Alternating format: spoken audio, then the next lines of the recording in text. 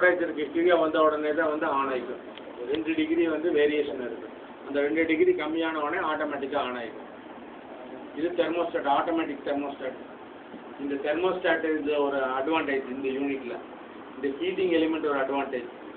அதே போல் இந்த இதுக்கு வரக்கூடிய இந்த தண்ணி இருக்குது இல்லை, இது வந்து சப்மர்சிபிள் மோட்டர்.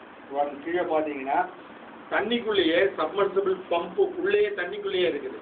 அது அங்கேருந்து கட் பண்ணி தண்ணி வந்து டியூப் வந்து இதில் வந்துட்டு அதில் வந்துட்டு சர்க்குலேஷன் ஆகி இது வழியாக மறுபடியும் கீழே போயிட்டு மறுபடியும் வந்து அந்த சர்க்குலேஷன் ஆகிட்டு இருக்கு. அதனால் நீங்கள் வந்து அடிக்கடி தண்ணி ஊற்றணும், கவனிக்கணும், எதுவுமே வேண்டாம். சப்மர்சிபிளாக இருக்கிறதுனால வந்து ஃபுல் அண்ட் ஃபுல் வந்து ஆட்டோமேட்டட் சப்மர்சிபிள். அதனால் வந்து இதனால தான் நாங்கள் வந்து இது வந்து இங்கிலீஷில் வந்து என்ன சொல்கிறோன்னா பில்லிட். அந்த இடம் முதல் மெதுவாக இது மெதுவா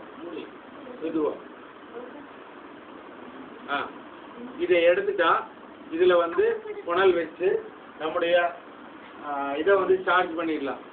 நம்முடைய மூத்திரத்தை வந்து இதில் ஊற்றிட்டு மூடிட்டா டெம்பரேச்சர் வந்து 35 டிகிரி வச்சுட்டு 2 எலிமெண்ட் ஆன் பண்ணிவிட்டு சுவிட்ச் ஆன் பண்ணிவிட்டு அந்த மோட்டர் சுவிட்ச் அதோடய அட்டாச்சு இருக்குது. ஆன் பண்ணிட்டீங்கன்னா ஆட்டோமேட்டிக்காக தண்ணி வரும். இதில் வந்து ஹீட் ஆகும். கிட்டத்தட்ட 20-25 நிமிஷத்துக்கு அப்புறம் தான் வந்து இதில் டிஸ்பிளேட் ஆகி இங்கே வந்து இப்படி சொட்டும். இதை வந்து பிடிக்கிறதுக்காக இந்த கிளாஸ் யூனிட் தண்ணி இப்படி வளர்த்த காட்டாது. தண்ணி மோட்டர் இருக்கு. போடுது. ஷாக் அடிக்கணும்னு சொன்னாங்கிறதுனால நம்ம யூஸ் பண்ணலாம். எத்தனை மோட்டர் ஹெச்பி இல்ல இந்த ஆரஞ்சு பிளக் எடுத்து போடுங்க. பம்ப் பிளக் எடுத்து உள்ள போடுங்க. போட்டுட்டு ஆன் பண்ணுங்க. டிஸ்டன்ஸ்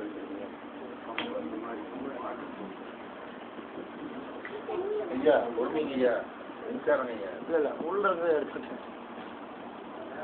மின்சார வேலையில இந்த தண்ணி வந்து இங்க கூல் ஆகும். கூல் பண்ணி இது வழியா அந்த பக்கம் வந்துடும். இது சப்மர்சிபிள் ஆட்டோமேட்டட் மோட்டர். அதனால வந்து ஈஸியாக பண்ணிக்க முடியும். கிட்டத்தட்ட கரண்ட் மாத்திரம் இருந்தால் அது வந்து தமிழ்நாட்டை பொறுத்தவரைக்கும் அண்டர்லைன் பண்ணிக்கிறேன். கரண்ட் மாத்திரம் இருந்தால் இந்த தண்ணி சர்க்குலேஷன் ஆகிட்டே இருக்குங்களா? தொடர்ந்து சர்க்குலேஷன். ஆவி நீர் அப்போ அதிகமாக கிடைக்கும். இல்லை ஆவியை கூல் பண்ணுறதுக்காக இதான் ஆவி நீர்னா வடிகட்டி எடுக்கக்கூடியதுக்கு பேர் ஆவி நீர். ஆவி நீர் இங்கே வந்து அதிகமாக கிடைக்கும். இதுதான் வந்து அர்க் யூனிட்டுடைய இது. இங்கேருந்து அது டிஸ்பிளேட் ஆகி வந்து இங்கே வந்து அப்படியே சொட்டாக விழுகும். விழுந்து கரெக்டாக இது வந்து 7 லிட்டர்.